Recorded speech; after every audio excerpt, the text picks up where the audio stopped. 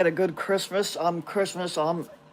Anyway, now today we're going to talk about Ireland, which is a country that my family is from. I've never been personally, but obviously when I get situated and get everything that I need, I would need a passport to go over there, and that's one of the things I want to do is go visit Ireland, which is where my family came from. So, Ireland is an island in the North Atlantic Ocean, and it's also in north Western Europe. Geopolitically, the island is divided between the Republic of Ireland, which is officially named Ireland, and which is a sovereign state covering five sixths of the island, and Northern Ireland, which is part of the United Kingdom, covering the remaining six. It is separated from Great Britain to its east by the North Channel, the Irish Sea, and St. George's Channel. Ireland is the second largest island of the British Isles, and the third largest in Europe, and the 20th largest in the world. As of Actually, hold on here. Let me see if my volume's turned up all the way to make sure. I just got a brand new phone yesterday. Make sure my volume's turned up. Make sure you guys can hear me. Now,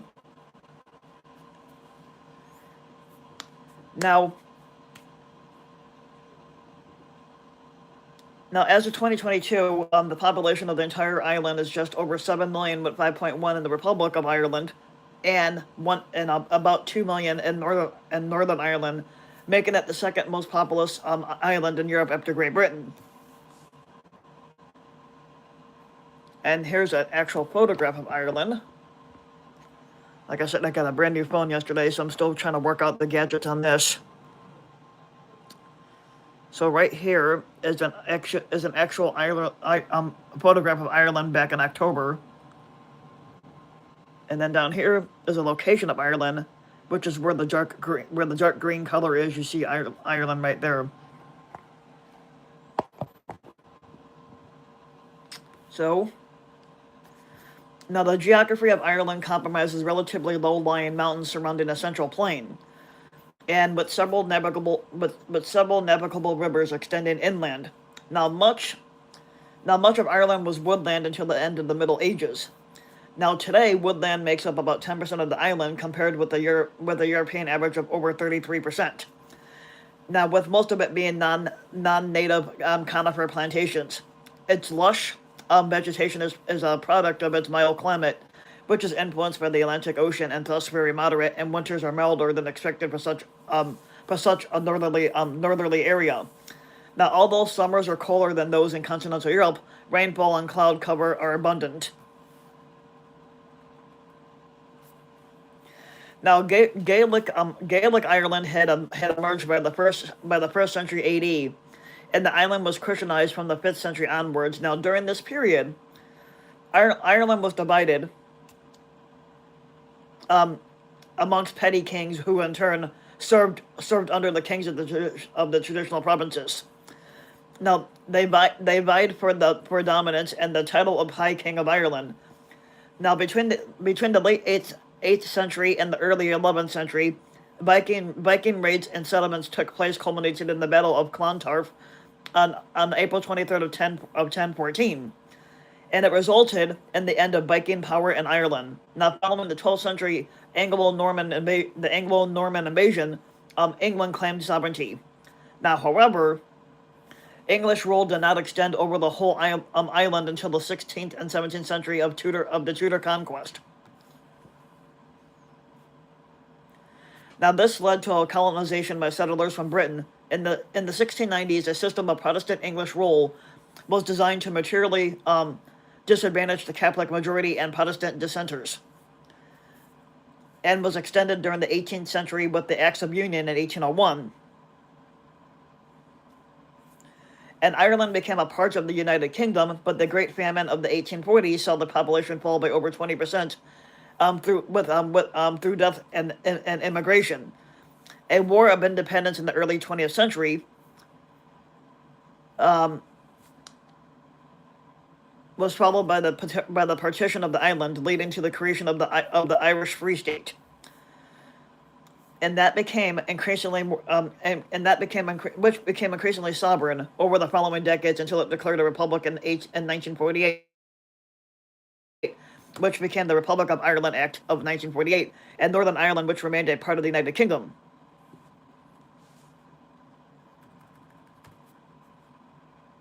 Now Northern Ireland saw much civil unrest from the late 1960s until the early 1990s. Now this subsided following the Good Friday Act agreement in 1998. In 1973, both the Republic of Ireland and the United Kingdom, with Northern Ireland as part of it, joined the European Economic Community. Following a referendum vote in 2016, the United Kingdom, Northern Ireland included, they left the European Union in 2020. Now, Northern Ireland was granted a limited special status, and they were allowed to operate with the EU single market goods for goods without being in the European Union. Now, Irish culture has had a significant influence on many other cultures, especially in the field of literature. Alongside mainstream Western culture, a strong indigenous culture exists, which is expressed through Gaelic games, Irish music, Irish language, and Irish dance. The island's culture shares many features with that of Great Britain, including the English language and sports such as football, which is basically soccer out there, rugby, horse racing, golf, and boxing.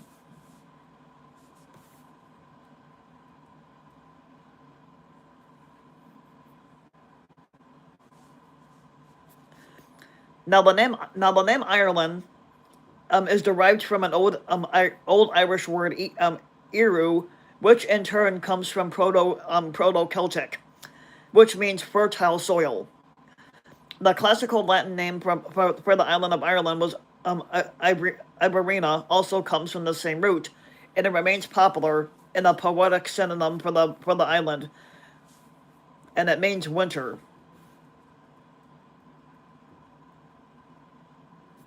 During the last glacial period and up until about 16,000 BC, much of Ireland was periodically covered in ice. The relative sea level was less than 50 millimeters lower, resulting in an ice bridge but not a land bridge, and it formed between Ireland and Great Britain. And by 14,000 BC, this ice bridge existed only between Northern Ireland and Scotland. And about 12,000 BC, Ireland was completely covered and was completely separated from Great Britain. And about 6,100 BC, Great Britain became separated from continental Europe. Until recently, the earliest evidence of human activity in Ireland was dated back to about 12,500 years ago, and it was demonstrated by butchered bear bone found in a cave in County Clare. In 2021, a reindeer bone with chop marks, which had been found in Castle Pook cave near Cork, Ireland, in the early 20th century during Richard J. Usher's excavations, was dated to back about 33,000 years ago by Dr. Ruth Carden, who's a paleozoologist from the School of Archaeology at the University College of Dublin, pushing back the earliest signs of human activity about 20,000 years. By about 8,000 BC, more sustained occupation of the island has been shown, with evidence from Mesolithic communities around the island. Not sure if I said that right, but you know.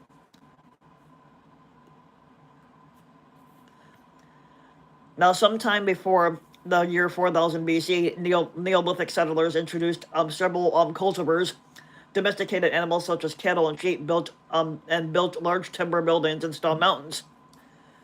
The earliest evidence for farming in Ireland or Great Britain is from County Kerry, where flint knife, cattle bones, and a sheep's tooth were carbon dated back to about 4,350 to the year 4,350 BC, or estimated around that time. Now field systems were developed in different parts of Ireland, including certain fields that has been preserved beneath a blanket of peat in present-day Tyrolee and Northwest Mayo.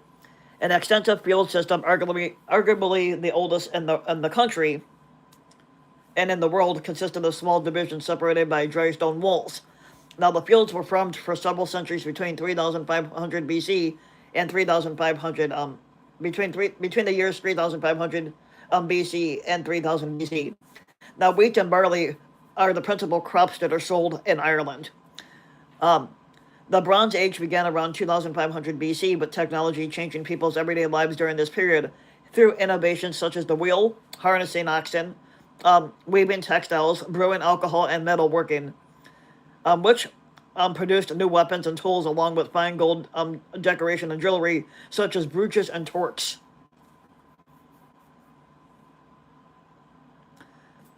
Not exactly.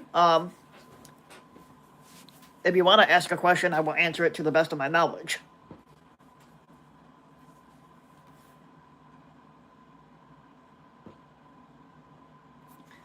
Now, how and when the island became Celtic has been debated for close to over a century now. That's not the topic for the debate. We're not into politics. We're not talking about politics, so I'm not going to answer that one. So, how and when the island became Celtic has been debated for close to a century, with the migrations of the Celts being one or more of the enduring themes of archaeological and linguistic studies. The most recent genetic research strongly associates the spread of the Indo-European languages, including Celtic, through Western Europe, with people bringing a composite bell beaker culture. Now, with its arrival in Britain and Ireland dated to around the middle of the 3rd millennium BC, according to John T. Cook and others, Ireland in the late Bronze Age was part of a maritime trading culture called the Atlantic Bronze Age that also included Britain, Western France, and Iberia, and that is where Celtic languages developed. Now, this contrasts with the traditional view that their origin lies in the mainland Europe with the Hallstatt culture. And you can see some stones here that are pretty fascinating. This is the Euro stone circle, which is a Neolithic stone circle in County Kerry, Ireland.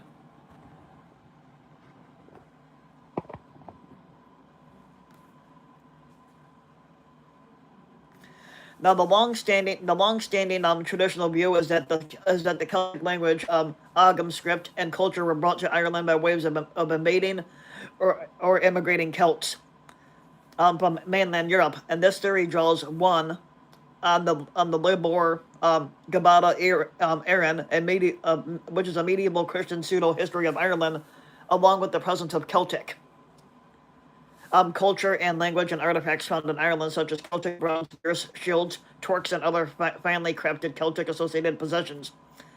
Now, the theory holds that there are 4 separate Celtic invasions of Ireland.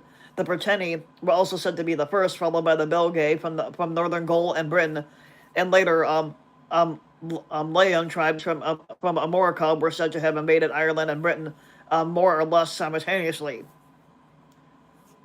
Now, lastly, the Gauls were said to have reached Ireland from either the northern Iberia or southern Gaul area, but it was claimed that a second wave named the Ureni, belonging to the Belgae people of northern Gaul, began arriving about the 6th century BC, and they were said to have given their name to the island.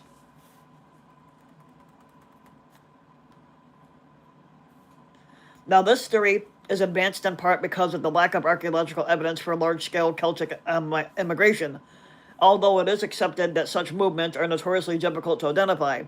The historical linguists are skeptical that this method alone could account for the absorption of Celtic language, with some saying that an assumed processual view of Celtic linguistic formation is an especially hazardous exercise. And now, the genetic lineage investigation into the area of Celtic migration into Ireland has led to findings that showed no significant differences in mitochondrial DNA between Ireland and large areas of continental Europe. Now, in contrast to parts of the Y chromosome pattern, when taking both into account, a study concluded that modern Celtic speakers in Ireland could be thought of as European Atlantic Celt, showing a shared ancestry through the Atlantic zone from northern Iberia to western Scandinavia rather than substantially any part of Central Europe. In 2012, research showed that the occurrence of genetic markers for the earliest farmers was almost eliminated by the Beaker culture immigrants. And they carried what was then a new Y chromosome, R1b marker, believed to have originated in Iberia about 2000 BC. The prevalence, almost amongst Irishmen of this mutation, is a remarkable 84% and the highest in the world. And closely matched in other populations along the Atlantic fringes down to Spain, a similar genetic replacement happened with lineages of mitochondrial DNA. And this conclusion is supported by recent research carried out by the geneticist David Reich, who says that British and Irish skeletons from the Bronze Age that followed the Beaker period had about almost 10% ancestry from the first farmers of this island, with other 90% from people who like those associated with the Bell Beaker culture in the Netherlands. And he suggested that it was Beaker users who introduced the Indo-European language represented here by the Celtics, a new language and culture that was introduced directly by migration and genetic replacement.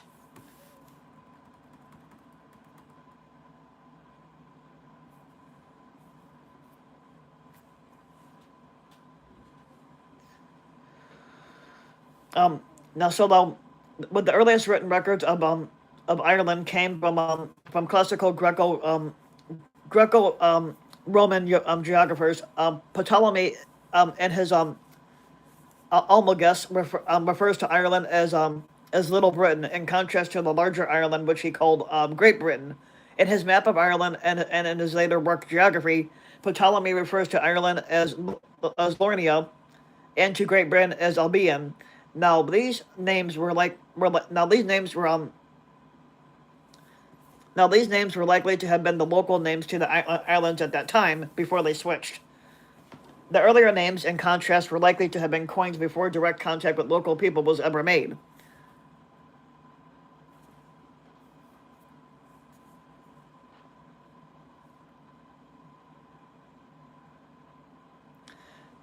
The Romans referred to Ireland by this name too in its Latinized form, Hibernia or Scotia.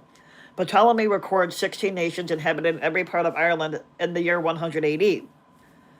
The relationship between the Roman Empire and the kingdoms of ancient Ireland is not clear, but however, finds of Roman coins have been made, for example, at the Iron Age settlement of Freestone Hill, near Gowran and Newgrange. Now, Ireland continued as a patchwork of rival kingdoms. However, beginning in the 7th century, a concept of national kingship gradually became articulated through the concept of a High King of Ireland.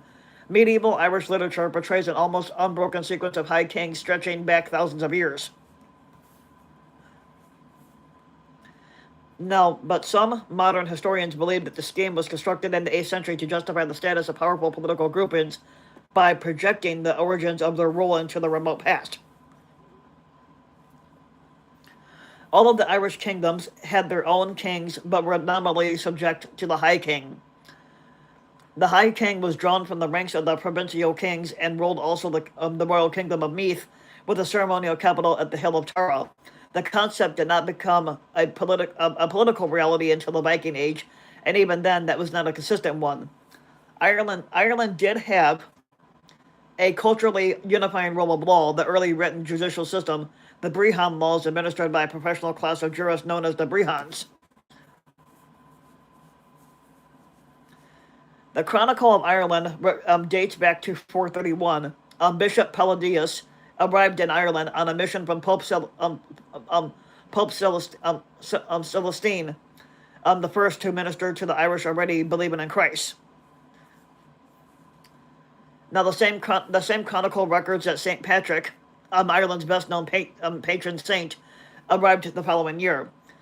There is a continued debate over the missions of Palladius and St. Patrick, but the consensus is that they both took place and that the older Druid tradition collapsed in the face of Christianity. Irish Christian scholars excelled in the study of Latin and Greek learning and Christian theology. In the monastic culture that followed the Christianization of Ireland, Latin and Greek learning was preserved in Ireland during the early Middle Ages. And in contrast to elsewhere in Western Europe, where the Dark Ages followed the fall of the Western Roman Empire.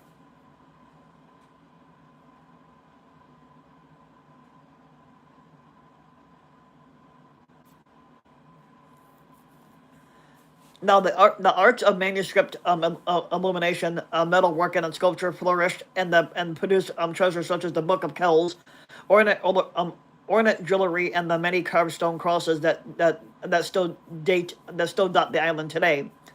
A mission founded in 563 on Iona by the Irish monk Saint Columba began a tradition of Irish ministry work that spread Celtic Christianity and learning to Scotland, England, and the Frankish Empire on continental Europe after the fall of Rome.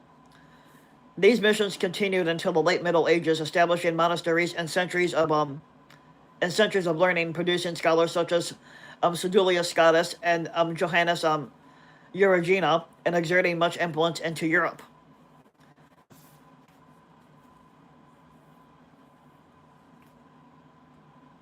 And from the 9th century, waves of Viking raiders plundered Irish ministries and towns, or the monasteries. These raids added to a pattern of raiding and endemic warfare that was already deep-seated in Ireland. The Vikings were involved in establishing most of the major coastal settlements in Ireland, like Dublin, Limerick, Cork, Wexford, Waterford, as well as other small settlements. Now here's something called a folio. A folio of the Book of Kells showing Christ enthroned at the top here.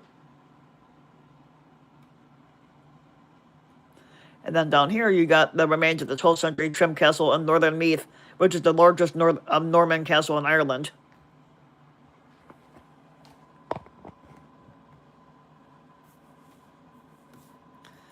On May 1st of 1169, an expedition of Cambro-Norman knights with an army of about 600 men landed at Bannel Strand in present-day County Wexford, Ireland, which at that time it was led by Richard de Clare, known as Strongbow, owing to his prowess as an archer.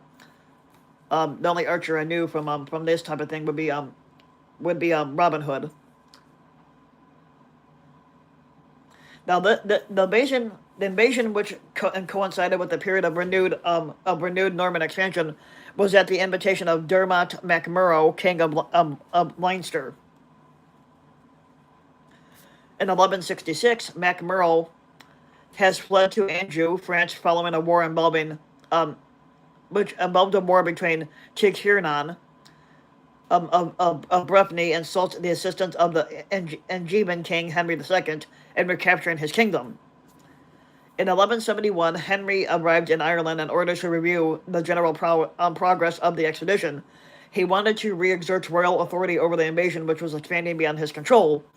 Henry II successfully reimposed his authority over Strongbow and the Norman warlords, and he persuaded many of the Irish kings to accept him as their overlord, which was an arrangement that was confirmed in the 1171 Treaty of Windsor.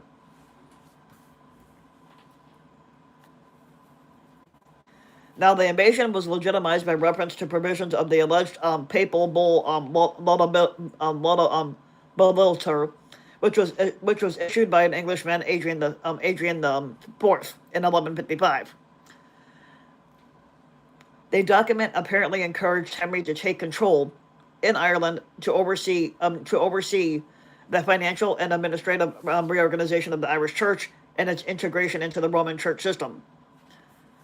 Some restructuring had already begun at the ecclesiastical level following the Synod of Kells in 1152. There had been significant controversy regarding the authenticity of that, and there was no general agreement as to whether the bull was genuine or a forgery, and further, it had no standing in the Irish legal system.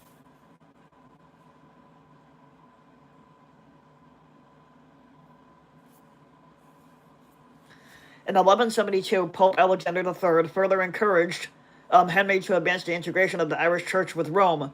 Henry was authorized to impose a tithe of 1 penny per hearth as an annual contribution, and this church levy, called Peter's Pence, is extant in Ireland as a voluntary donation. In turn, Henry would assume the title of Lord of Ireland, which Henry conferred on his younger son, John Lackland, in 1185. This defined the Anglo-Norman administration in Ireland as the Lordship of Ireland. When Henry's successor, Richard the Lionheart, died unexpectedly in 1199, John inherited the crown of England and retained the Lordship of Ireland. Now, over the century that followed, Norman feudal law gradually replaced the Gaelic Brehon law across larger areas, so that by the late 13th century, the Norman Irish had established a feudal system throughout much of Ireland. Norman settlements were characterized by the establishment of baronies, manors, towns, and the seeds of the modern county system. Now, a version of Magna Carta, the Great Charter of Ireland, substituting Dublin for London and the Irish Church for the English Church at the time, the Catholic Church was published in 1216, and the Parliament of Ireland was founded in 1297.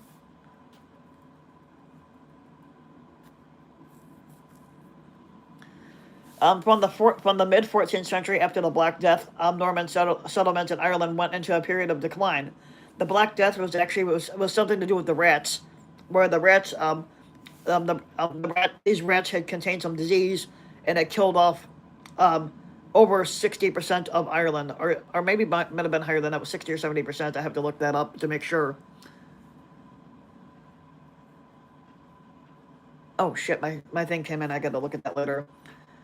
Okay, from the mid 14th century after the Black Death, Norman settlements in Ireland went into a period of decline. The Norman rulers and the Gaelic Irish elite intermarried, and the areas under Norman rule became Gaelicized. In some parts, a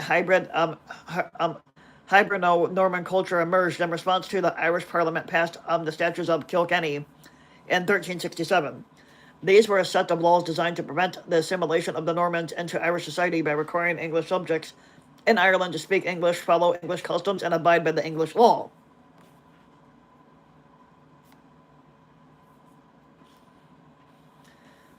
By the end of the 15th century, central English authority in Ireland had all but disappeared, and they renewed Irish culture and language, albeit with Norman influences, was again dominant.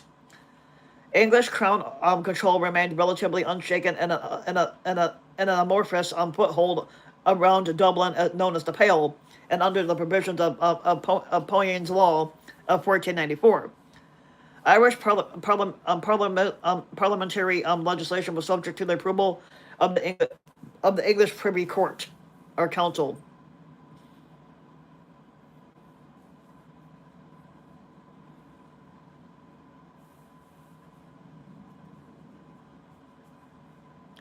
The title of King of Ireland was recreated in 1542 by Henry VIII, who was then the king of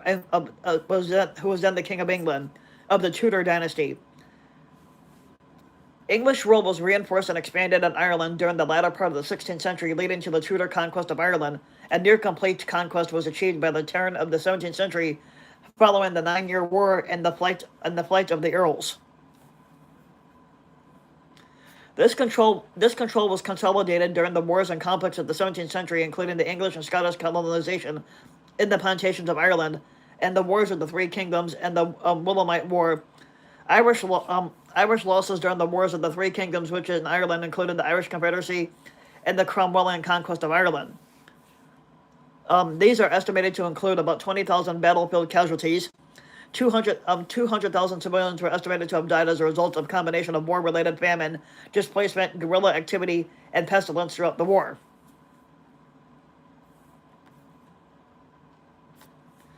A further 50,000 were sent into an indentured servitude in the West Indies.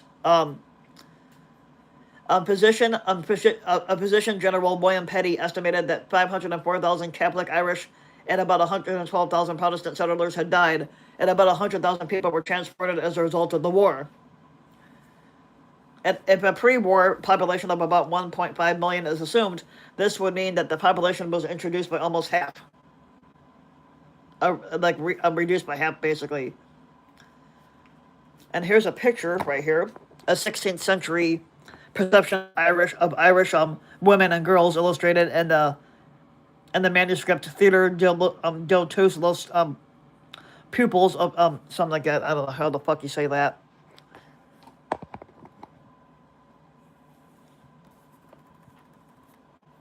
The religious struggles of the 17th century left a deep sectarian division in Ireland. Religious alliance now determined the perception and law of loyalty to the Irish king and parliament. After the passing of the Test Act of 1672 and the victory of the forces of the dual monarchy of William and Mary over the Jacobites, Roman Catholics and non-conforming Protestant dissenters were barred from sitting as members in the Irish Parliament. Under the emerging penal laws, Irish Roman Catholics and dissenters were increasingly deprived of various civil rights and even the ownership of hereditary property. Now, additional progressive punitive legislation followed in 1703, 1709, and 1728. This completed a comprehensive system effort to materially disadvantage Roman Catholics and Protestant dissenters while enriching a new ruling class of Anglo conformists. The new Anglo-Irish ruling class became known as the Protestant Ascendiary.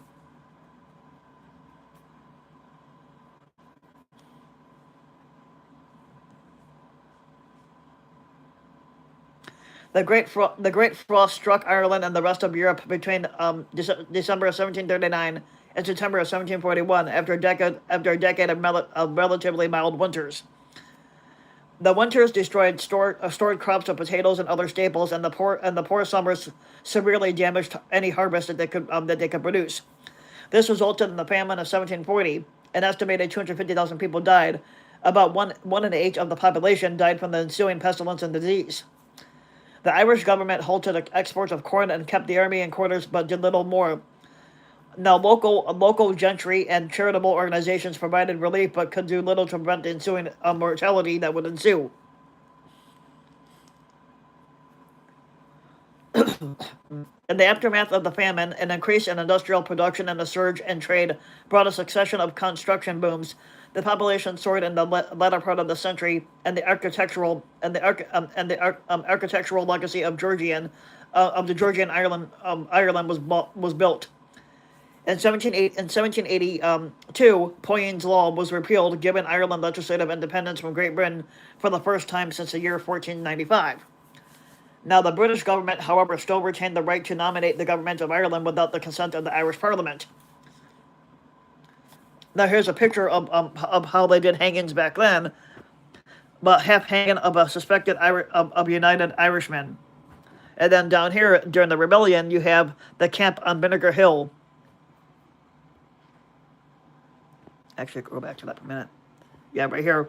Bottom picture is the camp on Vinegar Hill, and the top one was a suspected half hanging. Yeah, they used to do a lot of hangings back then called gallows. In 1798, members of the Protestant dissenter tradition, which is mainly Presbyterian, made a common cause with Roman Catholics in the Republican Rebellion that was inspired and led by the Society of United Irishmen with the aim of creating an independent Ireland.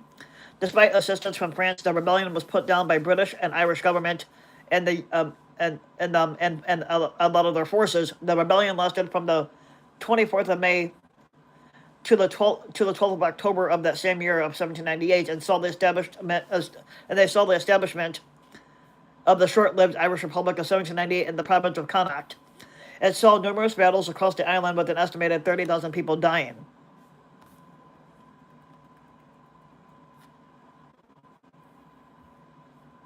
As a direct result of the 1798 rebellion and its aftermath in 1800, the British and Irish parliaments both passed acts of the Union that, with effect from January 1st of 1801, and it merged the Kingdom of Ireland and the Kingdom of Great Britain to create a United Kingdom of Great Britain and Ireland.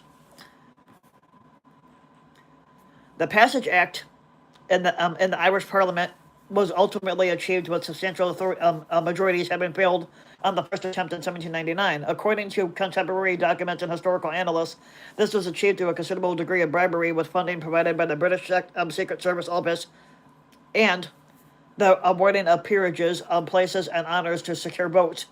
Thus, the Parliament in Ireland was abolished and replaced by a united Parliament at Westminster in London. And though resistance remained, as evidenced by Robert Emmet's failed Irish Rebellion of 1803. Aside from the development of the linen industry, Ireland was largely passed over by the Industrial Revolution, partly because it lacked coal and iron resources.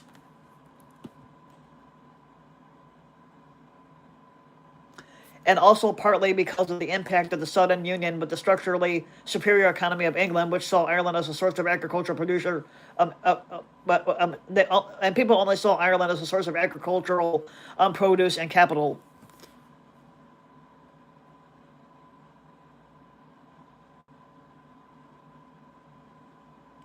Now, the Great Famine of 1845 to 1851 devastated Ireland, as in those years, Ireland's population fell by 1/3. More than 1 million people died from starvation and diseases, with an additional million people immigrating during the famine, mostly to the United States and to Canada. During that century that followed, an economic depression caused by the famine resulted in a further million people immigrating. By the end of the decade, half of all immigrated to the United States, immigrated from Ireland. Now, the period of civil unrest that followed until the and half of all immigration into the United States was from Ireland, and the period of civil unrest that followed until the end of the 19th century is referred to as the Land War. Mass immigration became deeply entrenched, and the population continued to decline until the mid 20th century. Immediately prior to the famine, the population was recorded as 8.2 million by the 1841 census. The population has never returned to this level since. But the population continued to fall until 1961.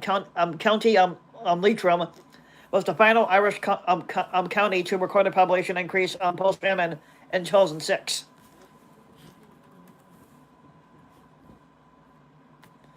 During the early 19th and 20th centuries, Ireland saw the rise of modern Irish nationalism, primarily among the Roman Catholic population. The preeminent Irish political figure after the Union was Daniel O'Donnell. He was elected as Member of Parliament for Ennis in a surprise result, and despite being unable to take his seat as a Roman Catholic, O'Connell spearheaded a vigorous campaign that was taken up by the Prime Minister. The Irish-born soldier and statesman, the Duke of Wellington, steering the Catholic relief bill through Parliament, aided by future Prime Minister Robert Peel. Wellington prevailed upon a reluctant George IV to sign the bill and proclaim it into law. George's father had opposed the plan of the earlier Prime Minister Pitt the Younger to introduce such a bill following the Union of 1801, fearing Catholic emancipation to be in conflict with the Act of Settlement of 1701.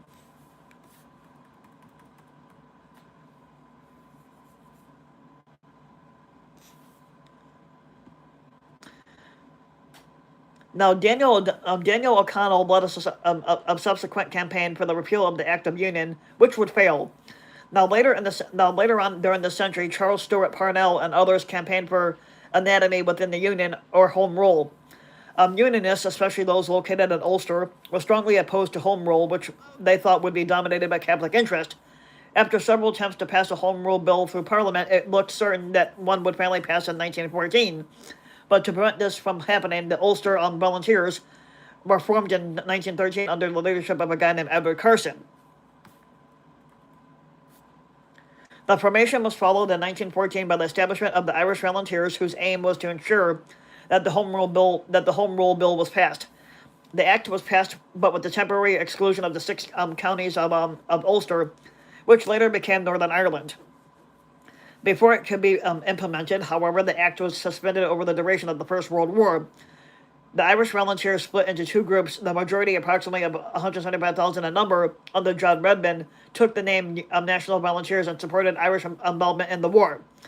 A minority, approximately 13,000, retained the Irish Volunteers name and opposed Ireland's involvement with the war. The Easter Rising of 1916 was carried out by the latter group, together with the smaller socialist militia, the Irish Citizen Army. The British response, executing 15 leaders of the Rising over a period of 10 days and imprisoning or interning more than 1,000 people, they turned the mood of the country in favor of the rebels. Supports for Irish republicanism increased further due to the ongoing war in Europe, as well as the conscription crisis of 1918. Now, the pro-independence Republican Party, Sinn Féin, received overwhelming endorsement of the general election of 1918, and in 1919 proclaimed an Irish Republic, setting up its own parliament and government. Simultaneously, the Volunteers, which became known as the Irish Republic Army, are known as the IRA, launched a three-year guerrilla war, which ended in a truce in July of 1921, although violence continued until June of 1922, mostly in Northern Ireland. Here's a picture of a street in Ireland. It's called Sackville. It was called Sackville Street, but now it's called O'Connell Street in Dublin, Ireland, after the 1916 Easter Rising.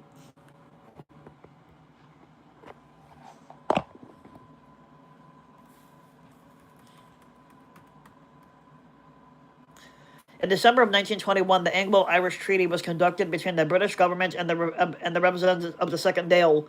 It gave Ireland complete independence in its home affairs and practical independence for any foreign policy, but an opt-out clause caused Northern Ireland to remain within the United Kingdom, which it immediately exercised. Additionally, members of the Free State Parliament were required to swear an oath of allegiance to the Constitution of the Irish Free State and make a statement of faithfulness to their king. Yeah, but what if you? But I don't know what would happen if you disliked the king. But if you disliked the king, something bad would happen. Now, disagreements over these provisions led to a split in the nationalist movement and a subsequent Irish Civil War between the new government of the Irish Free State and those who opposed the treaty that was led by Eamon de Libera. The Civil War officially ended in May of 1923 when de Libera issued a ceasefire order.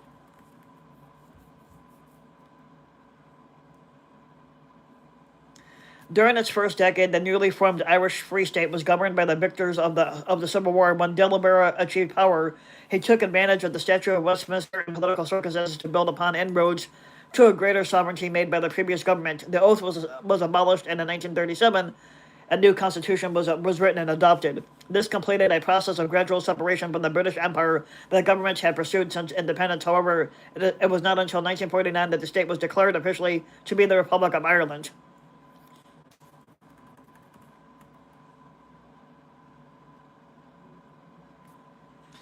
Now, the state of Ireland was neutral during World War II, but it offered clandestine assistance to the Allies, particularly in the potential the defense of Northern Ireland. Now, despite the country's neutrality, approximately 50,000 volunteers from independent Ireland would join the British forces during the war, and 4 being awarded Victoria Crosses. Now, German intelligence was also active in Ireland, and its operations ended in September of 1941 when police made arrests based on surveillance carried out on the key diplomatic legations in Dublin, Ireland. To the authorities, counterintelligence was a fundamental line of defense, with a regular army of only slightly over 7,000 people. At the start of the war, and with limited supplies of modern weapons, the state would have had great difficulty in defending itself from the invasion from either side of the conflict.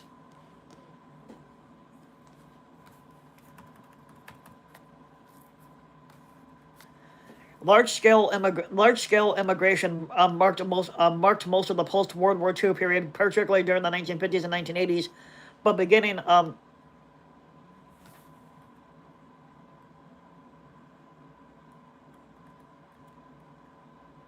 1987, the economy improved, and in the 1990s, it saw the beginning of substantial economic growth. This period of growth became known as the Celtic Tiger.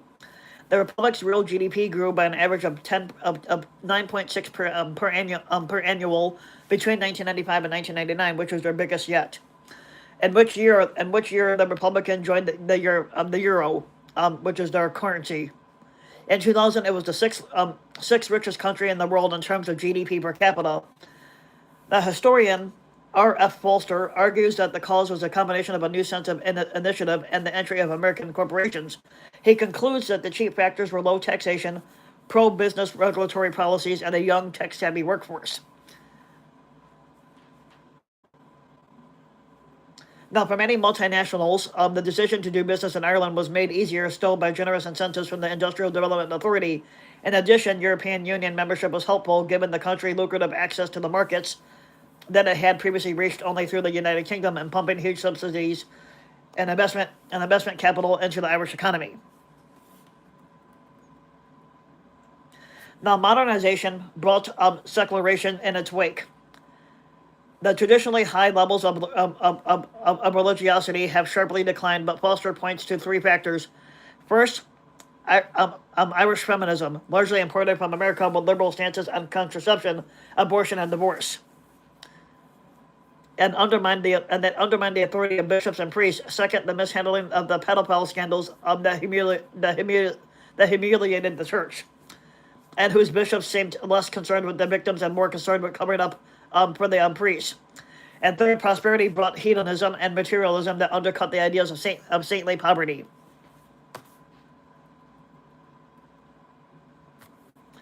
The post-2008 Irish economic downturn dramatically ended this period of boom. GDP fell by 3% in 2008 and by 7.1 in 2009, the worst year since records began. Although earnings by foreign-owned businesses continue to grow, the state has since experienced deep recession, with unemployment, which doubled during 2009, remaining above 14% since 2012. Northern Ireland resulted from the division of the United Kingdom by the Government of Ireland Act of 1920, and until 1972 was a self-governing jurisdiction within the United Kingdom with its own parliament and prime minister. Northern Ireland, as part of the United Kingdom, was not neutral during the Second World War.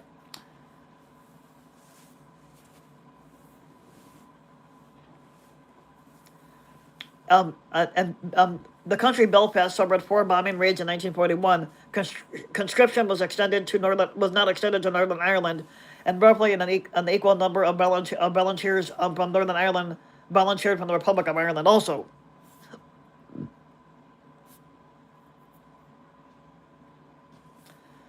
Now here's a picture of Edward Carson. Can't really tell which one he is. This is Edward Carson signing. It says Edward Carson signing the Solemn League and Covenant Act in 1912, declaring opposition to the Home Rule using all means which may be found necessary.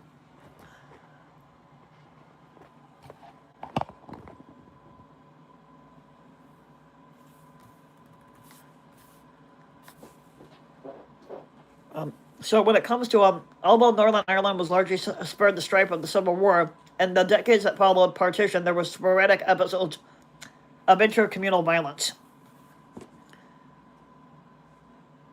So nationalists, mainly Roman Catholics, wanted to unite Ireland as an independent republic, whereas Unionists, mainly Protestants, wanted Northern Ireland to remain in the United Kingdom. The Protestant and Catholic communities in Northern Ireland voted largely along sectarian lines, meaning that the government of Northern Ireland, elected by the first past the post from 1929, was controlled by the Ulster Unionist Party. Over time, the minority Catholic community felt increasingly alienated, with further dissatisfaction fueled by practices such as gerrymandering and discrimination in housing and employment.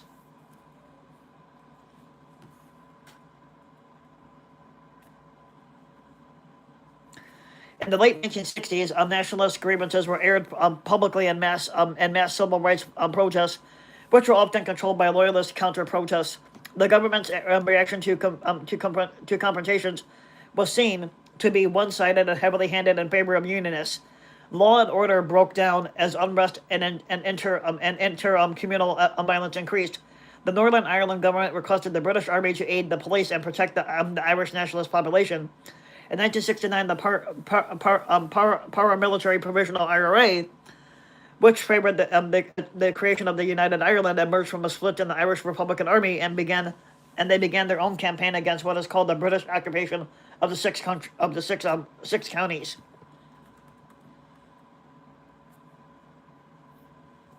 Now, other groups, both the Unionists and nationalists, participated in violence. In a period known as the Troubles began. More than 3,600 deaths resulted over the subsequent 3 decades of conflict. Owing to the civil unrest during the Troubles, the British government suspended Home Rule in 1972, and they imposed a direct rule. There were several unsuccessful attempts to end the Troubles politically, such as the Sunningdale Agreement of 1973. In 1998, following a ceasefire by the Provisional IRA and multi-party talks, the Good Friday Agreement was concluded as a treaty between the British and Irish governments, annexing the text agreed in the multi-party talks.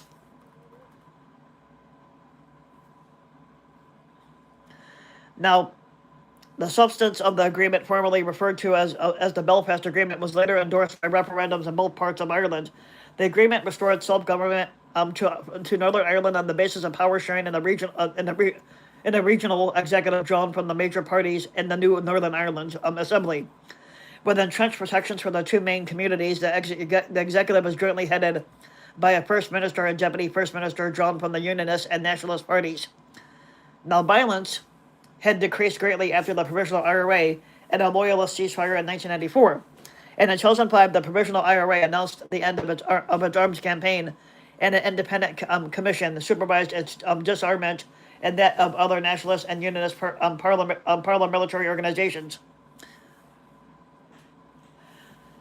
Now, the Assembly and Power Sharing Executive were suspended several times, but were restored again in 2007. In that year, the British government officially ended its military support of the police in Northern Ireland, Operation Banner, and they began withdrawing troops on June 27th of 2012.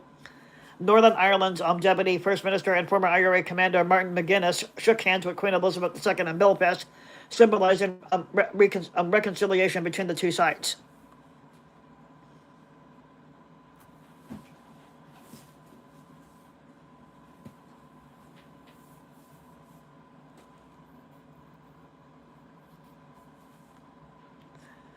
Now, when it comes to Ireland, the island is divided between the Republic of Ireland, an independent state, and Northern Ireland, a constituent county, or a country of the United Kingdom, and they share an open border and are both part of the common travel area. And as a consequence, there is free movement of people, goods, services, and capital across the border.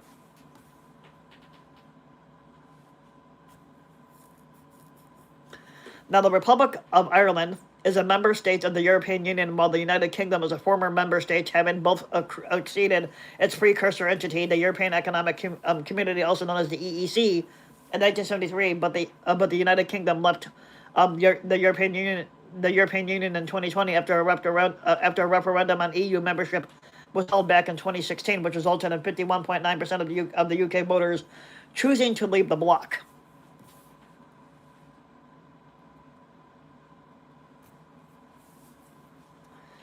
Even the President of Ireland has their own White House, which you can see right here.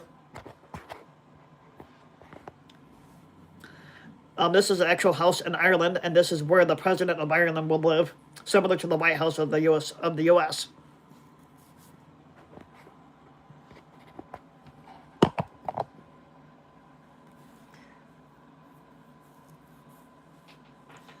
Now, the Republic of Ireland is a parliamentary democracy based on the Westminster system, with a written constitution and a popularly elected president whose role is mostly ceremonial. The Oireachtas is a bicameral parliament that's composed of the Dáil, a House of Representatives, and the Synod, which is an upper house. The government is headed by a prime minister, the Taoiseach, who is appointed by the president on the nomination of the Dáil, and its capital is held and the capital of Ireland is Dublin.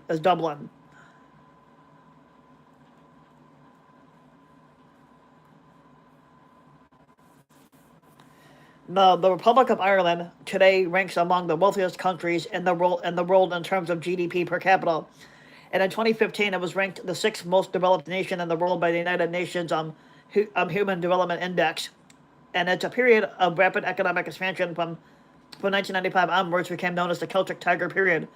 But it was brought to an end by the post-2008 Irish economic downturn, and an economic depression began in 2009. According to the 2024 Global Peace Index, Ireland is the second most peaceful country to live in the world. Now, Northern Ireland is part of the United Kingdom with a local executive and assembly which exercise developed powers. The executive is jointly headed by the first and deputy first minister. The ministries being allocated in proportion to each party's representation in the assembly, and its capital being Belfast. And you can see the Parliament buildings here. This is all the political buildings and Stormont, the state seat of the Northern Ireland Assembly. Now, ultimately, political power is held by the United Kingdom government, from which Northern Ireland has gone through intermittent periods of direct ruling, which developed powers have been suspended. Northern Ireland elects 18 of the UK House of Commons 650 military police. The Northern Ireland Secretary is a cabinet-level post in the British government.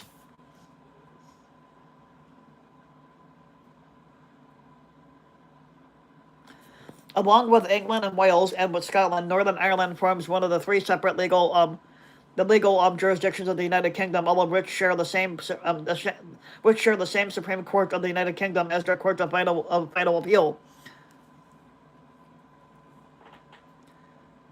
Part of the Good Friday Agreement, the British and Irish governments agreed on the creation of all island institutions and areas of cooperation.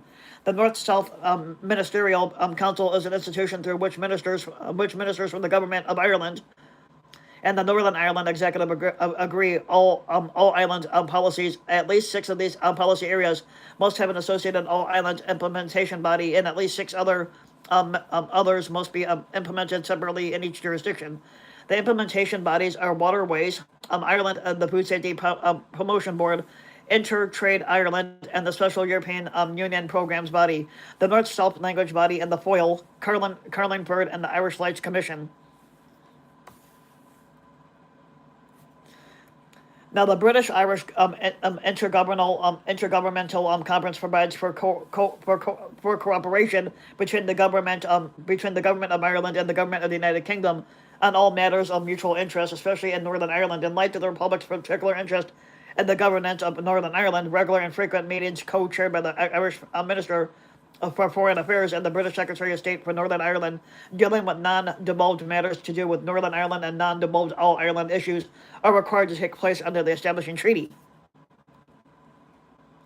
Now, the North-South Inter-Parliamentary Association is a joint parliamentary forum for the island of Ireland. It has no formal powers, but operates as a forum for discussing matters of common concern between the respective legislators. Okay, let me go check my package, because it said it came in. We'll continue the video back up in a second, in a little bit here. Yesterday I updated my phone I upgraded my phone to an iPhone 17.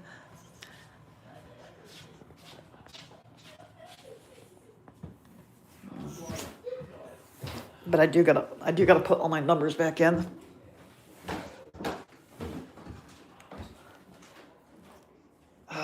There we go.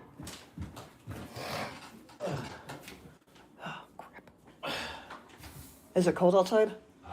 Kind of cold here.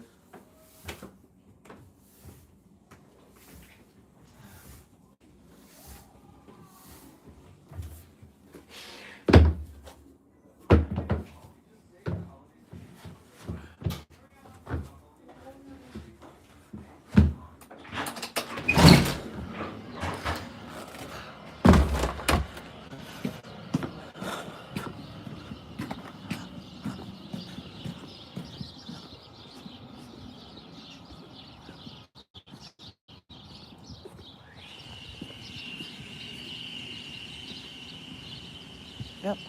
Here you go. Here's my package. Yep. There you go.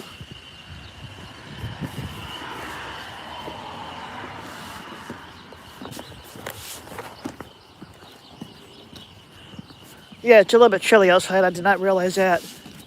But here's my house. It's a looking at this house, you would not believe it was a 7-bedroom by a 4.5 bath, but it's pretty nice. It does well. It does well for me.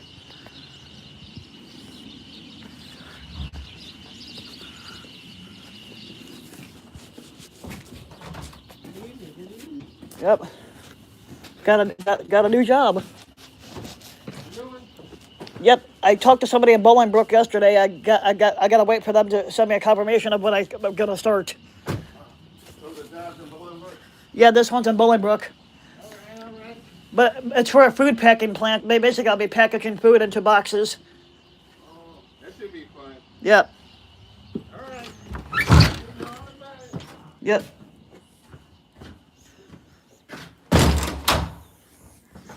That was my landlord I was talking to. He's not one for the camera, but you know, well. Oh man, it is a little bit chilly out there. Shit.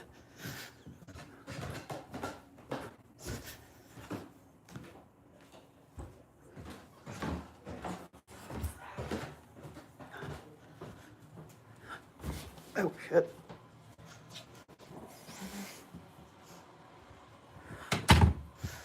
Okay, here we go. Yep, my package came in. Okay.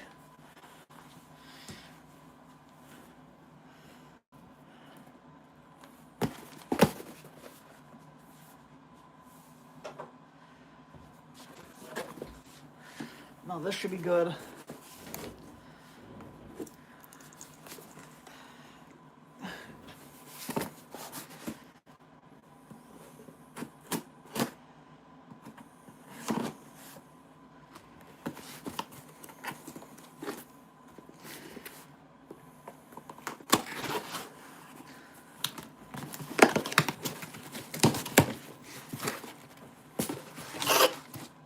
Okay.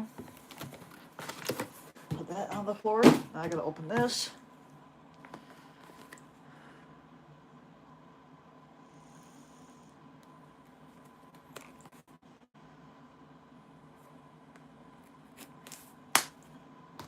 There we go.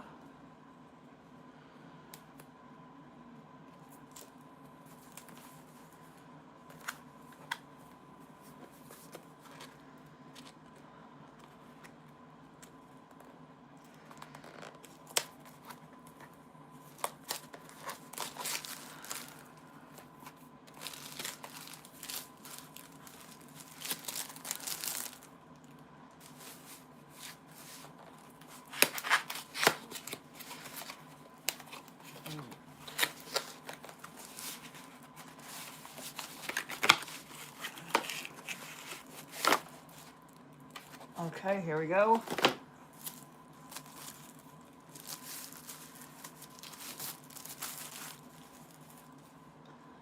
It's another power bank here.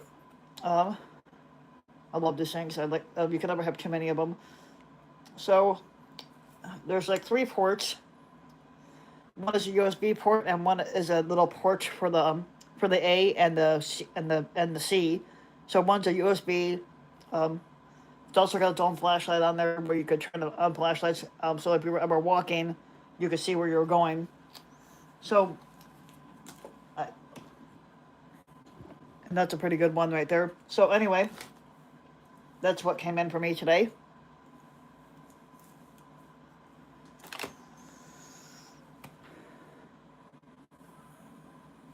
Okay, so Ireland is located in the northwest of Europe, in the northwestern part of Europe between latitudes 51 and 56N and longitudes 11 and 5W. It is separated from Great Britain by the Irish Sea and the North Channel, which has a width of 23 kilometers, 14 miles, at its narrowest point. And to the west is the northern Atlantic Ocean, and to the south is the Celtic Sea, which lies between Ireland and Brittany and France.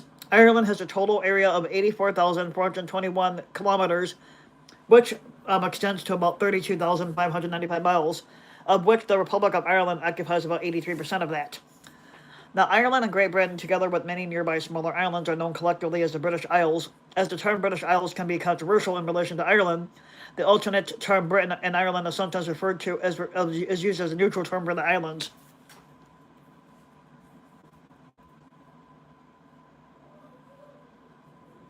A ring of coastal mountains surrounds low plains at the center of the island. The highest of these is the Carton in County Kerry, which rises to about 3,409 feet above sea level. The most arable land lies in the province of Leinster, and western areas are mainly mountainous and rocky with green panoramic vistas. River Shannon, the island's longest river at 360.5 kilometers, which is 224 miles long, rises in County Cavan in the northwest and flows through Limerick in the Midwest.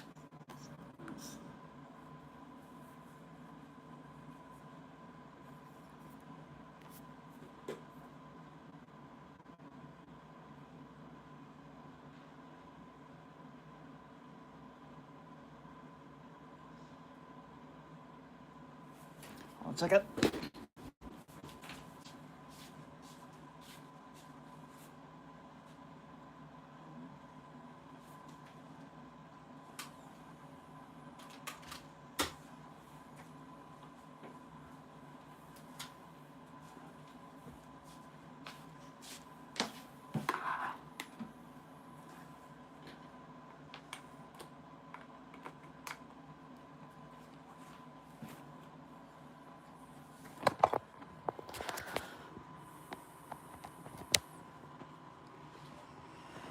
Now, with me getting my new iPhone yesterday, this phone does not particularly get charged by an actual iPhone charger.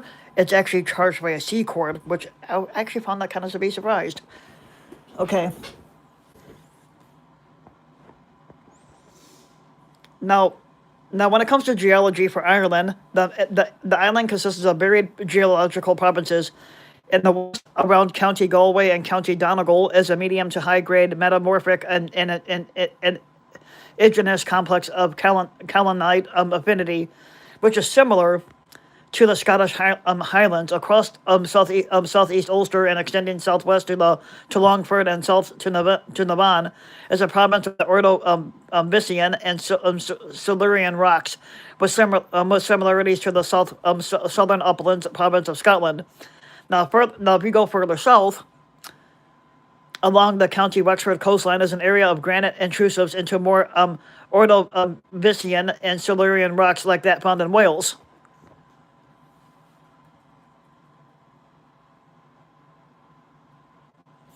In the southwest, around Bantry Bay and the mountains of McGillicuddy's Reeks, is an area of substantially deformed to lightly metamorphosed Devonian age rocks. This partial ring of hard rock geology is covered by a blanket of carboniferous limestone over the center of the country, giving rise to a comparatively fertile and lush landscape. The west coast district of the Barrens, Barren around Dunbarra, has well developed karst features, significantly stratiform lead zinc mineralization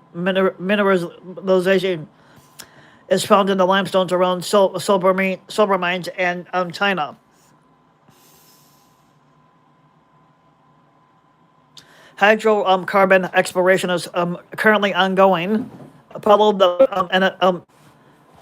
Following the first major find at the Kinsale Head gas field of Cork in the mid 1970s. In 1999, economically significant finds of natural gas were made in the Corrid gas field of the County Mayo coast. Now, this has increased activity of the west coast and parallel with the west of Shetland step-out development from the North Sea hydrocarbon province. In 2000, the Helbic oil field was discovered, which was estimated to contain over 28 million barrels of oil.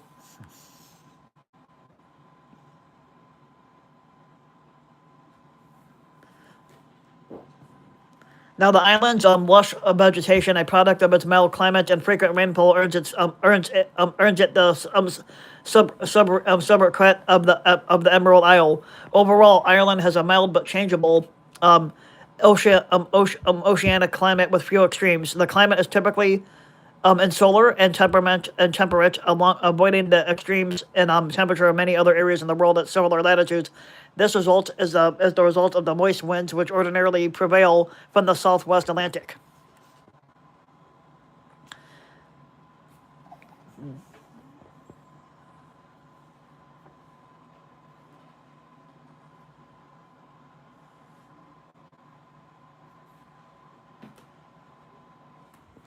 Here.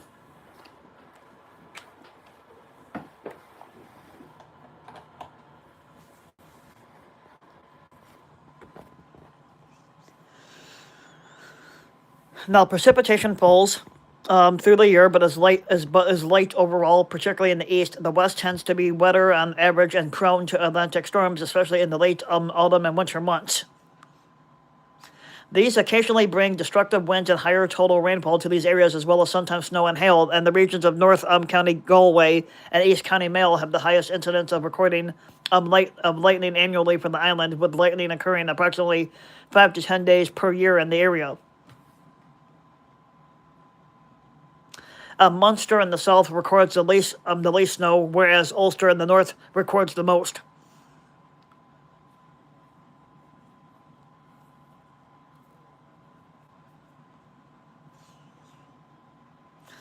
Inland areas are warmer in summer and colder in the winter, usually around 40 days of the year or below freezing to the temperature of 0 Celsius. At inland weather stations compared to 10 days coastal stations. Ireland is sometimes affected by heat waves, most recently in 1995, 2003, 2006, 2013, and 2018. In common with the rest of Europe, Ireland experienced unusually cold weather during the winter of 2010 to 2011. Temperatures fell as low as negative 17 in County Mayo on December 20th, and up to a meter, 3 feet of snow fell in the mountainous areas.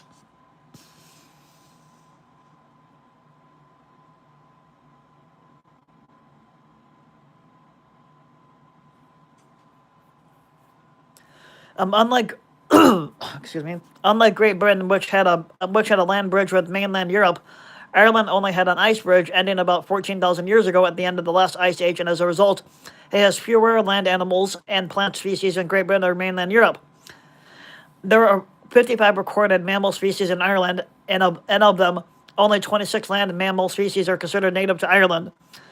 Some species, such as the hedgehog, the red fox, the badger, are very common, whereas others, like the Irish hare, red deer, and pine marten, are less so aquatic.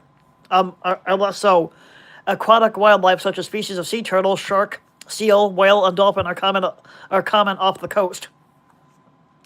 But about 400 species of birds have been recorded in Ireland, and many of these are migratory, including the barn swallow. You can see 2 red foxes here. At the top there are 2 red foxes laying in the grass. Down here are deer, the red deer.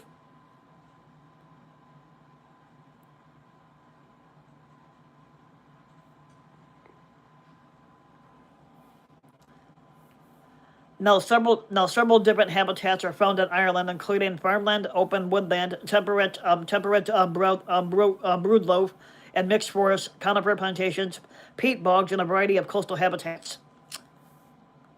Now, however, agricultural drives current land use patterns in Ireland, limiting natural habitat preserves, particularly for larger wild animals with greater territorial needs, like the deer.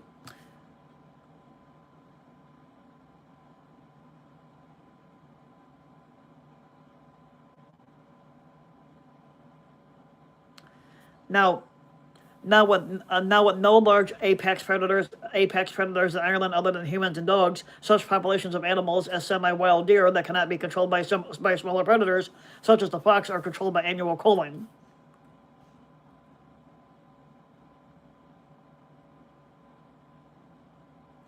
There are no recorded snakes in Ireland, and only one species of reptile, the common lizard, is only native to the island. Extinct species like the Irish elk, the great auk, brown bear, and the wolf, some previously extinct birds such as the golden eagle, have been reintroduced after decades of extirpation.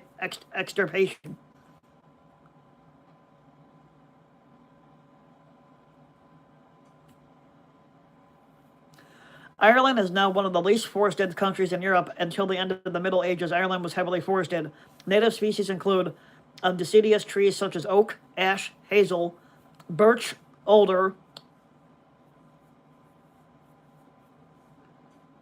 willow, aspen, rowan, and hawthorn, as well as the evergreen trees such as Scots pine, yew, holly, and strawberry trees.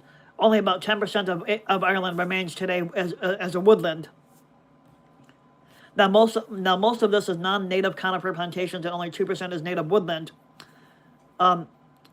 The average woodland cover of European countries is over 33%. In the Republic, about 389,356 hectares is owned by the state, mainly by the Forestry Service Colite. Remnants of the native forest can be found scattered around the island, in particular in the Killarney National Park. And here's one of the flowers that they had.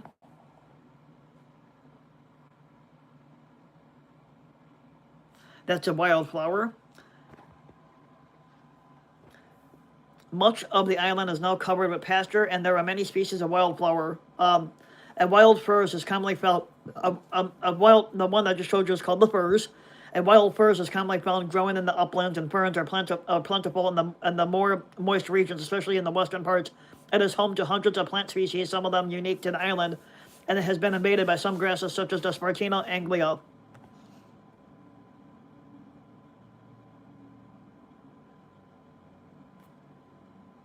The algae and seaweed flora is that of the cold temperate variety, and the total number of species is 574. The island has been invaded by some algae, some of which are now well established.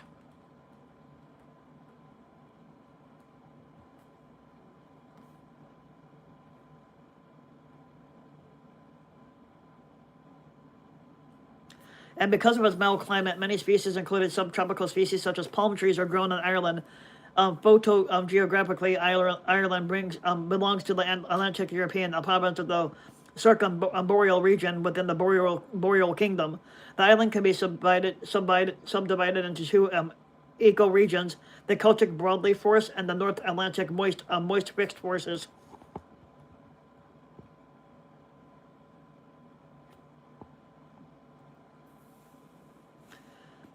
Now, the long history of agricultural production, coupled with modern intensive agricultural methods such as pesticide and fertilizer use and runoff form contaminants into streams, rivers, and lakes, has placed pressure on biodiversity in Ireland.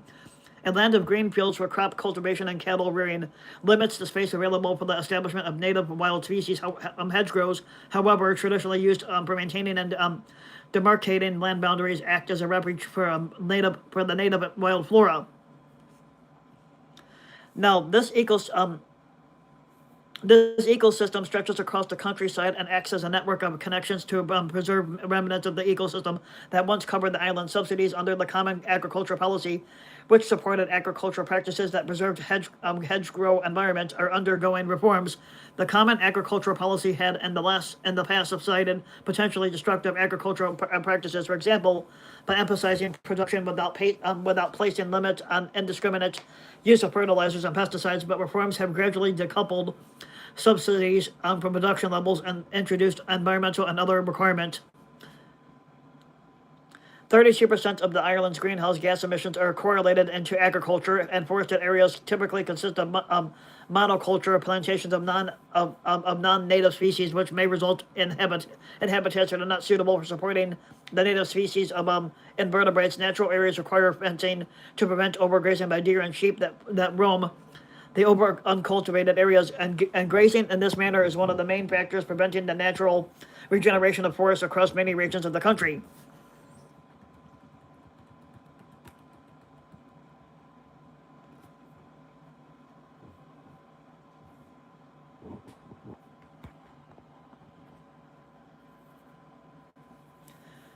Now, the population of Ireland is about just over 7 million, of which approximately 5 million reside in the Republic of Ireland and about 2 million reside in Northern Ireland. Now, people have lived in Ireland for over 9,000 years. Early historical and genealogical records note the existence of major groups such as the Cruachan, the Corcu Lugdi, the Del Riada, Doreen, Durgtain, and then so on and so on. Now, many of these groups survived into the medieval times. Others vanished as they became politically unimportant. Over the past 1,200 years, Vikings, Normans, Welsh, Flemings, Scots, English, Africans, and Eastern Europeans have all added to the population and they have had significant influences on Irish culture. Now, the population of Ireland rose rapidly from the 16th century until the mid-19th century, and it was interrupted briefly by the famine of 1740 to 1741, which killed roughly 2/5 of the island's population. The population rebounded and multiplied over the next century.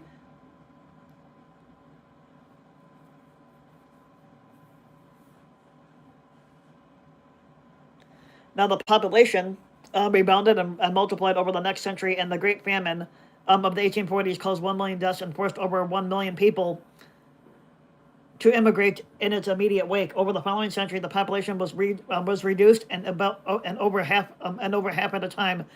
When the general trend in Europe and European countries was for populations to rise by an average of threefold.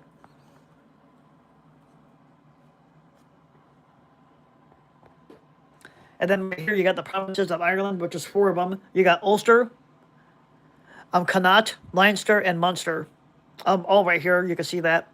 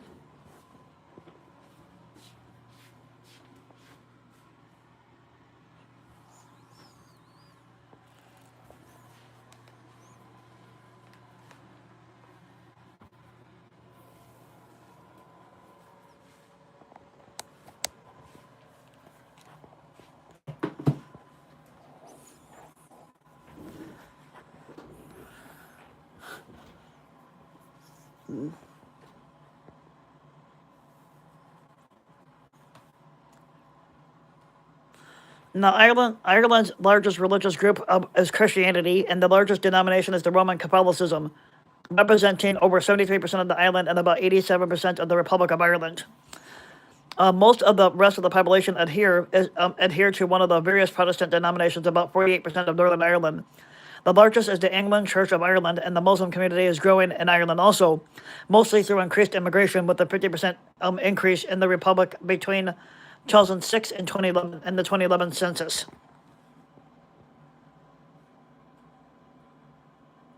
The island has a small Jewish community. About 4% of the Republic's population and about 14% of the Northern Ireland population describe themselves as Jews. Describe themselves as and about 14% describe themselves as no religion. In a 2010 survey conducted on behalf of the Irish Times, 32% of respondents said that they went to religious service more than once per week.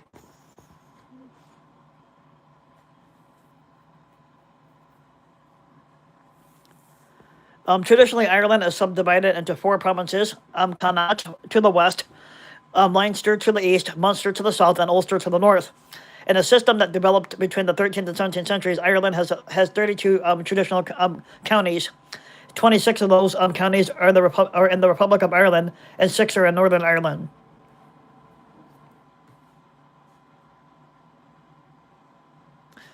Now, the 6 counties that constitute Northern Ireland are all in the province of Ulster, which has 9 counties in total. As such, Ulster is often used as a synonym for Northern Ireland. Although the two are not coterminous, in the Republic of Ireland, counties from the basis of the system of local government, counties like Dublin, Cork, Limerick, Galway, Waterford, and Tipperary have been broken up into smaller administrative areas. Now, however, they are still treated as counties for cultural and some official purposes. For example, postal addresses and by the Ordnance Survey of Ireland. Counties in Northern Ireland are no longer used for local governmental purposes, but as the Republic, their traditional boundaries are still used for the informal purposes such as sports leagues and in cultural and tourism contexts.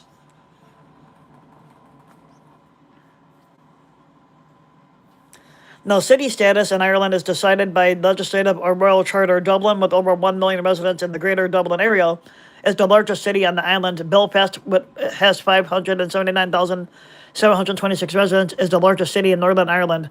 Now, city status does not directly equate with the population size. But for example, Armagh, with 14,590, is the seat of the Church of Ireland and the Roman Catholic primate of all Ireland, and was re-granted city status by Queen Elizabeth II in 1994, having lost that status in the local government reforms of 1840.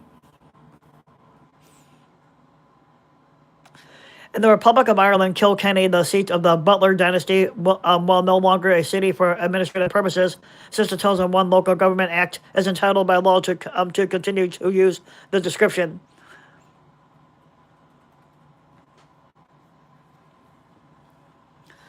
The population of Ireland collapsed dramatically during the second half of the 19th century. A population of over 8 million people in 1841 was reduced to slightly over 4 million by 1921. In part, the fall in population was caused by the death from the Great Famine of 1845 to 1852, which took roughly 1 million lives, and the remaining decline of around 3 million was due to the entrenched culture of immigration caused by the dire economic state of the country lasting until the 20th century.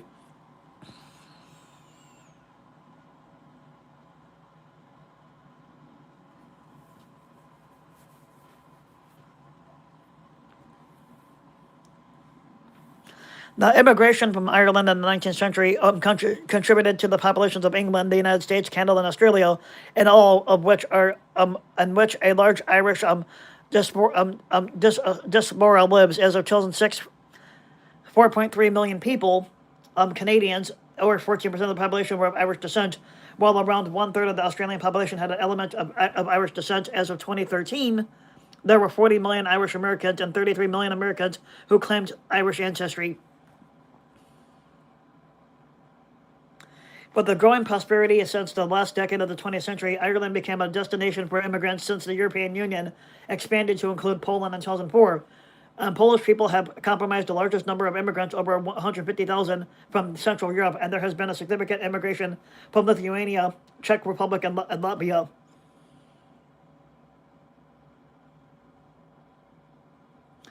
The two main languages of Ireland are Irish and English. It used to be Gaelic, but Gaelic became a dead language, just like Aramaic.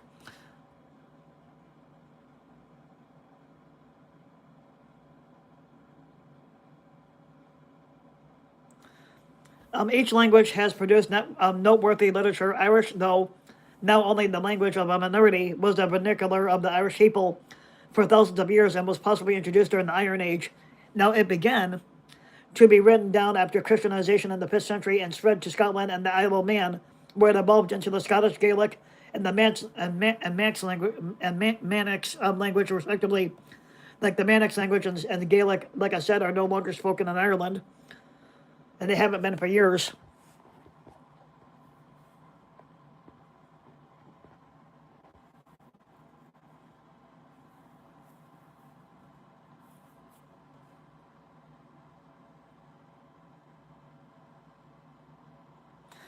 Now, the Irish language has a vast treasury of written texts from many centuries and is divided by linguists into Old Irish from the 6th to 10th century, Middle Irish from the 10th to 13th century, and early Modern Irish until the 17th century, and the Modern Irish that's spoken today in Ireland. It remained the dominant language of Ireland for most of those periods, having influences from Latin, Old Norse, and French and English. It declined under British rule, but remained the majority tongue until the early 19th century, and since then it has been a minority language. The Gaelic revival of the late 19th and early 20th century had a long-term influence. Irish is taught in mainstream Irish schools as a compulsory subject, but teaching methods have been criticized for their ineffectiveness.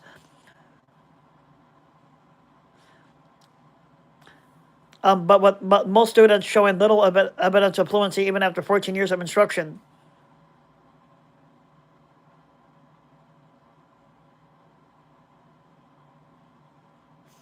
Now the language that language English in Ireland was first introduced during the Norman invasion.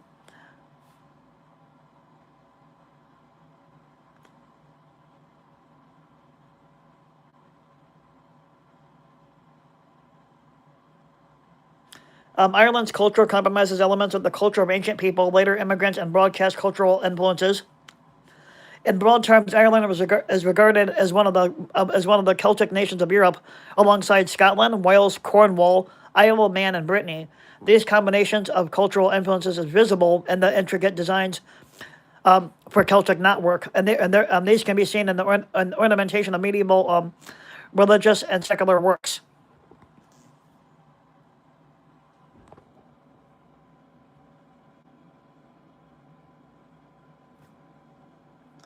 Now, the style is still popular today in jewelry and graphic art, and is the distinctive style of traditional Irish music and dance, and has become indicative of modern Celtic culture in general. Now, religion has played a significant part in the cultural life of the island since ancient times, and since the 17th century plantations, it has been the focus of political identity and divisions on the island. Ireland's free Christian heritage fused with the Celtic Church following the missions of St. Patrick during the 5th century.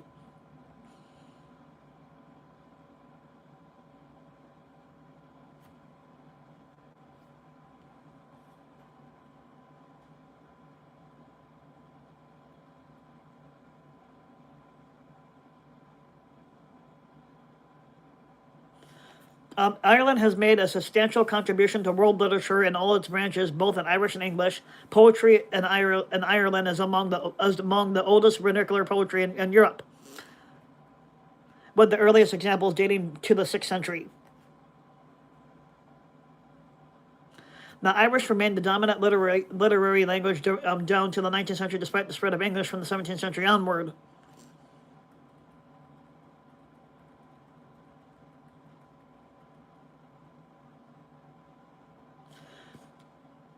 Music has been in evidence in Ireland since prehistoric times. Although in the early Middle Ages, the church was quite unlike its counterpart in continental Europe.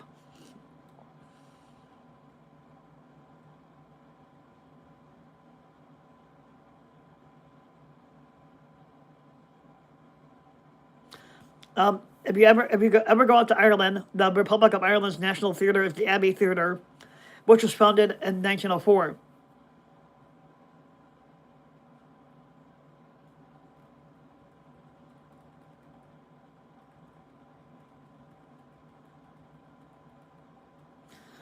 Football, which is actually considered soccer out there, is the most popular sport in Ireland in terms of match attendance and community involvement, with about 2,600 clubs on the island. In 2003, it represented 34% of total sports attendance at events in Ireland and abroad, followed by hurling at 23%, soccer at 16%, and rugby at 8%. The All-Ireland football final is the most watched event in the sporting calendar.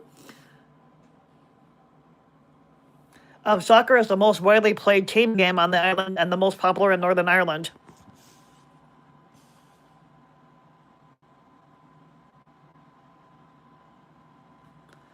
Other sporting activities at the highest levels of playing participation include swimming, golf, aerobics, cycling, billiards.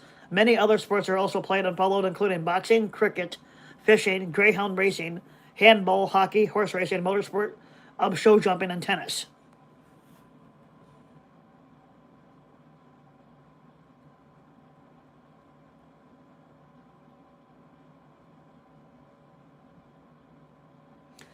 So Gaelic football, hurling, and Gaelic handball are the best known Irish traditional sports that are played on the island.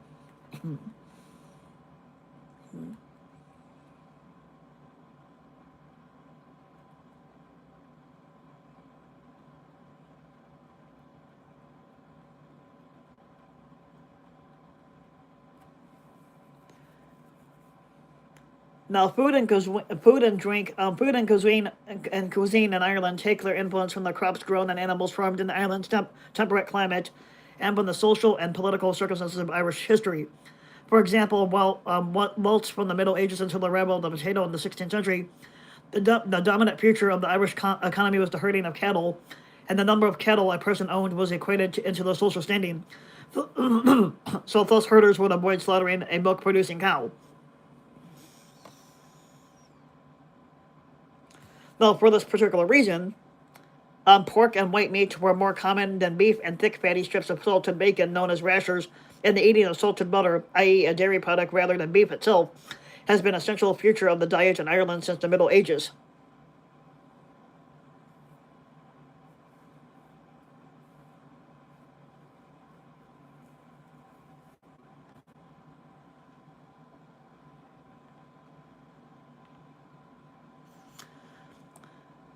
A big popular staple in Ireland is black pudding made from blood grain, usually barley, and seasoning remains a breakfast staple in Ireland. All of these influences can be seen today in the phenomenon of the breakfast roll.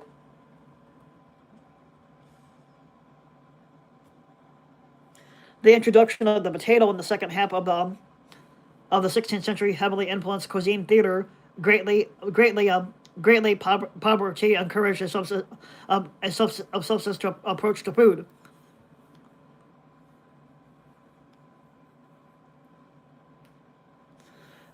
Dishes that are considered to be national dishes in Ireland, such as the Irish stew, bacon and cabbage, and boxty, a type of potato pancake, or colcannon, a dish of mashed potatoes and mixed with kale and cabbage.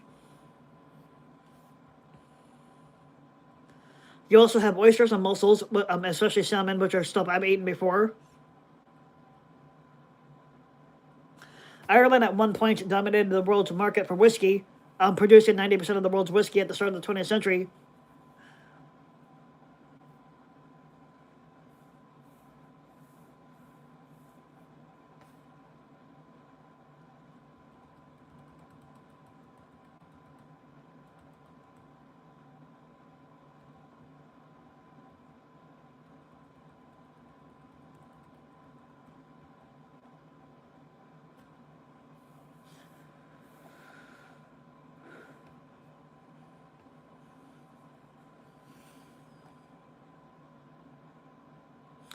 Dublin, in Ireland gets the most tourists every year. I don't know what it is about Dublin particularly that people like over there. At least I haven't been over there yet, but I'm not sure what's the big thing out there. And that is the end of our video. I hope you guys liked it. So make sure to hit the like and subscribe button, and leave a comment and leave comments. Let me know what you guys want me to do for the next review. But we're gonna have next week. Let's see here. The video will either be in England, Scotland, Irish mythology, or you got Beaver Wars, Golden Age of Piracy, London, and World War II, which I don't think I ever finished up a World War II video or even started it. But those are going to be the videos for next week. I mean, to talk about which it's going to be one or the other. But make sure to smash the like and subscribe button. Let me know what you guys thought, and I'll be back next week.